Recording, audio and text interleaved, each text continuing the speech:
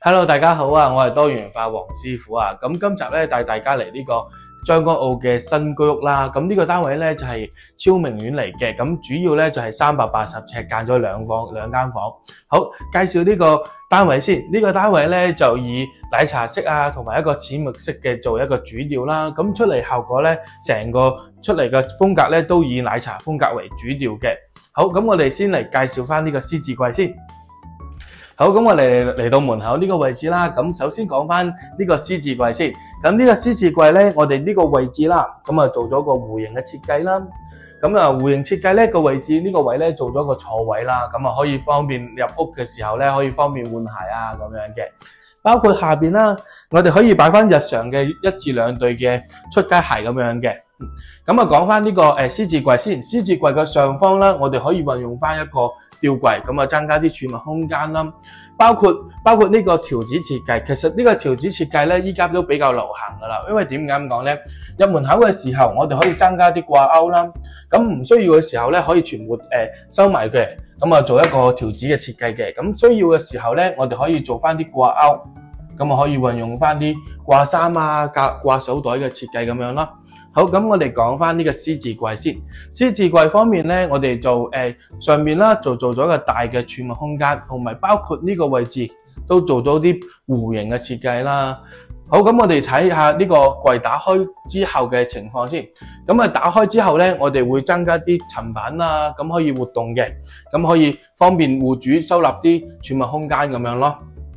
好，包括下邊啦，下邊咧我哋都做咗2個櫃桶。咁可以擺翻啲日常嘅用品，同埋咧，你哋可以睇翻個地櫃啦。其實個地櫃咧，我哋呢啲位置咧都做咗啲弧形嘅設計嘅。咁啊，本身呢個係鞋櫃嚟嘅，咁啊非常多嘅層板間隔啦，咁就可以擺到好多鞋咁樣咯。咁啊喺呢個位置睇翻落去呢個玻璃櫃啦，其實個玻璃櫃咧就做咗啲層板嘅玻璃層板。咁啊，包括呢個門板，我哋都做咗啲弧形嘅設計啦。咁啊，打開之後咧，你可以擺翻戶主經常用開嘅飾物啊，咁啊可以做一個展示咁樣咯，做一個展示櫃。好，咁你可以睇翻呢個飯台啦。呢個飯台咧上方咧，我哋安裝一個吊燈嘅。咁啊，平時咧，因為本身依家戶主咧就2個人居住嘅啫，所以咧平時我哋可以擺2張凳啦，咁啊方便食飯啦。但係如果有話有親戚朋友嚟啊，咁我哋可以延伸打開之後咧，可以做一張咧4至6人嘅飯台咁樣嘅。講翻玄關呢個位置先。玄關位置咧，佢上方咧，我哋做咗一個弧形嘅燈槽啦，咁啊延伸翻入去呢個廚房位置嘅，咁啊做翻啲射燈嘅設計啦。好，咁我哋講翻門口對到正一正呢幅牆先。呢幅牆咧，我哋本身咧呢個位咧係一個廁所嘅位置啊嘛，咁我哋又唔想做一個單調嘅門嘅設計，所以我哋會將呢個左邊啊同埋右邊嘅做咗一個維生板嘅設計啦，咁啊做一個呼應咁樣嘅。好，咁我哋講咗個燈槽先。其實個燈槽咧，我哋係做一個 L 型嘅燈槽啦，延伸翻去電視櫃嗰個位置嘅，同埋包括呢啲位置啦，我哋都做咗收弧嘅設計啦，咁啊令到一個點綴咁樣啦。咁呢個位咧就延伸過去呢個電視櫃嚟嘅，咁啊做一個延伸嘅設計啦，咁啊做多啲淺木色嘅板材咁樣啦。咁好，咁我嚟入邊先，我哋講翻廚房位置先啦。咁廚房呢個位置啦，我哋做咗一個聚光嘅玻璃啦，咁啊方便咧隔翻油煙啦，係啦。咁啊全部托門嘅設計咧，我哋都會採用翻緩衝嘅路軌啦，咁樣。好，咁我哋嚟到廚房呢個位置啦。廚房呢個位置咧，我哋都係採用翻奶茶式嘅風格為主調啦。咁呢個廚房啦，呢個廚房咧，其實都擺咗2個大型嘅電器㗎。咁其實你會睇到啦，就會有一個大嘅洗衣機啦，同埋一個坐地式嘅洗碗碟機咁樣嘅。但係就算你擺完嘅電器之後咧，其實呢個空間咧都非常之闊落㗎。包括啦，擺完電器之後咧，我哋都可以做到櫃桶㗎。咁啊可以做咗3個櫃桶啦，咁啊可以做啲儲物嘅。咁包括呢個位置咧，我哋都會運用翻少少空間啦，做咗一個拉籃啦，調味架嘅拉籃咁樣咯。同埋呢個位置咧都可以擺到大概60cm 嘅星盤咁樣啦。好，嚟到吊櫃方面先，吊櫃方面咧呢個位咧就係一個對開門嚟嘅，咁可以睇翻呢個儲物空間啦。咁我哋可以做啲活動式嘅層板啦，咁啊方便業主去調節咁樣咯。同埋呢啲位置咧，我哋都係做咗一個儲物櫃咁樣咯。其實你會睇翻咧個廚房嘅位置咧，我哋做咗少少弧形嘅設計啦。咁啊喺啲門板咧都增加啲弧形嘅設計嘅，同埋啲櫃桶嘅位置係啦。好，咁講翻呢個位咧，其實呢個位同以前咧有少少唔同。咁今次咧我哋同業主商量咗之後啦，因為業主想做少少呢個茶色嘅玻璃啦，所以呢個鏡框咧就做咗一個奶茶色，配搭呢個黑色嘅玻璃咁樣咯。係啦，咁裝落呢個位置啦，咁就可以擺下啲杯碟碟啊，咁樣都可以擺喺呢個上面嘅位置嘅。咁呢個位咧都可以擺下啲飯煲啊，同埋啲電器咁樣咯。廚房咧就講到呢度啦，咁我哋講翻廁所先。好，咁我哋入到嚟呢個廁所呢個位置啦，咁啊廁所位置啦，我哋做咗一個淺米色嘅牆身啦。咁呢個位咧喺中空位置咧，我哋做咗一個特色嘅瓷磚啦，咁令到有少少特別嘅效果咁樣嘅。咁講翻個地櫃先，咁啊地櫃呢個位置啦，就係一個長方形嘅地櫃啦。但係咧，我哋因應翻呢個位置咧，做咗咗乾濕分離啊。咁啊，中間呢個位置會有一個坐廁嘅，所以因應翻個坐廁嘅位置咧，我哋呢個位咧做咗一個蘇湖嘅設計。咁啊，一個蘇湖嘅設計啦。咁喺蘇湖嘅設計個位置咧，我哋偷咗個位咧，做一個廁紙架咁樣嘅。咁啊，好啦，咁啊講翻呢個地櫃先，因為地櫃呢個位咧，我哋做咗個趟門啦，咁啊方便戶主啦，就可以擺放啲平時嘅儲物空間咁樣啦。好，咁講翻個吊櫃先，個吊櫃呢個位咧，我哋做咗上下嘅滲光啦，同埋你會睇到啦，其實呢個少少弧形嘅設計咧，我哋喺呢個位咧做咗啲弧形嘅燈槽，咁啊做出嚟咧，我都覺得好靚咁樣啦。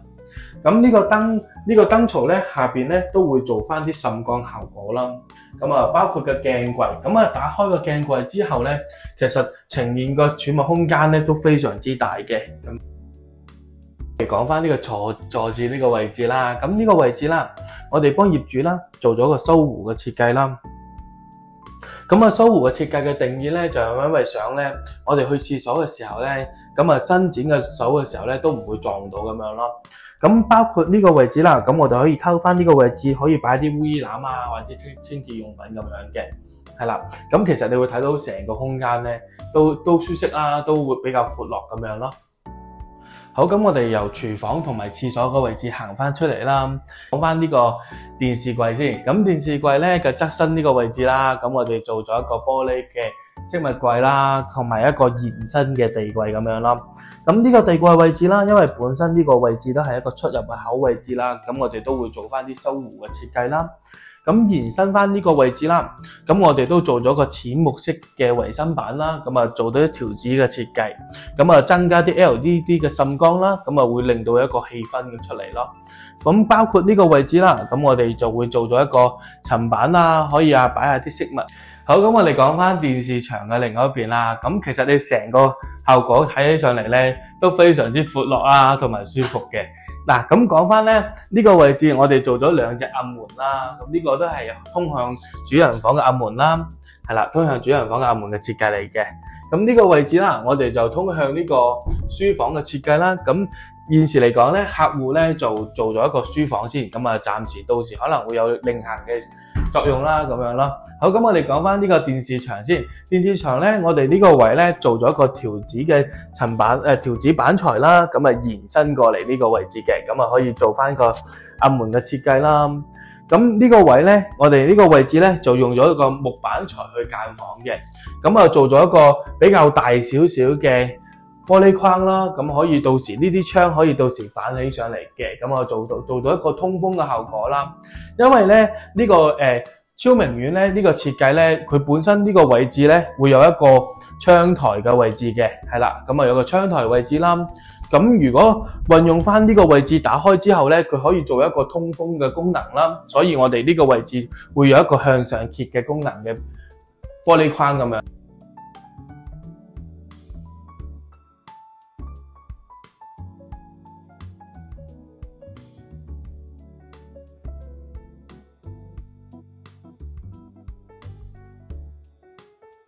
好，咁我哋嚟到呢個書房先。咁呢個書房嘅位置咧，我哋依家嚟講咧，就會有一張書台嘅 L 型嘅書台啦。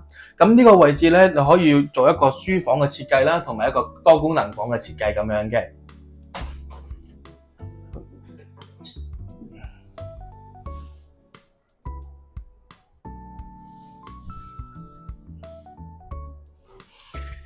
咁我哋依家由書房出到嚟啦，咁我哋先講翻呢個主人房先。咁其實咧，我哋由客廳呢個位置打開門之後啦，咁其實行入去之後咧，其實成個空間咧都非常之闊落嘅，呢個空間都好足夠啦。咁入到嚟主人房呢個位置啦，咁呢個位咧，我哋想開門之後咧，保留翻呢個空間大少少嘅，所以呢個位咧，我哋做咗一個深淺嘅衣櫃，全高衣櫃啦。好，咁我哋睇翻個儲物量先。咁呢個位咧，其實打開之後咧，你哋可以做翻啲摺衫嘅位置啦，咁啊多功能嘅層板啦，咁可以調節翻嘅。咁深淺衣櫃啦，咁呢個位咧，我哋做咗啲弧形嘅設計啦，同埋呢個位咧，我哋打開之後咧，咁可以掛衫啦，呢個位置可以掛衫啊，上面位置可以擺棉被咁樣咯。包括呢個位，呢個位咧，我哋同客廳個位置一樣嘅，咁啊呼應翻啦，都做咗一個弧形嘅飾物玻璃櫃啦。咁呢啲位置就會做啲層板啊，同埋 LED 滲光咁樣嘅。包括呢個位咧，就算呢個位置我哋坐喺度啊，咁啊女戶主做化妝啊，其實呢個位咧都 OK 啦。咁我哋都通常咧都想做一個叫做滲入式嘅設計啦。咁將來呢度可以擺下啲儲物空間啊，咁啊方便業主去攞嘢咁樣咯。咁呢啲位咧，我哋都會做翻啲櫃桶嘅，係啦。講呢個位置啦，就做咗一張5尺嘅遊客床啦。咁背方面啦，我哋做咗一個連貫式嘅背板啦，係啦。咁啊增加啲 LED 嘅滲光咁樣嘅。咁包括啦個牆身嘅上方啦，我哋做咗一個油漆嘅分色啦，咁你可以見到嘅。咁啊上方啦呢個位置啦都做咗奶茶色啦，同埋白色嘅設計啦。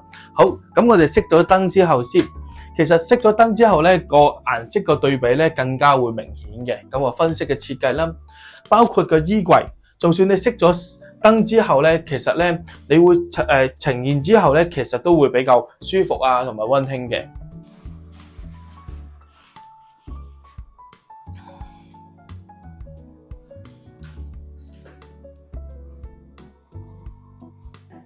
好，咁今集咧將軍澳嘅超明苑啦，就分享到呢度啦。嚟緊需要裝修嘅你咧，記得查詢我哋多元化黃師傅啊！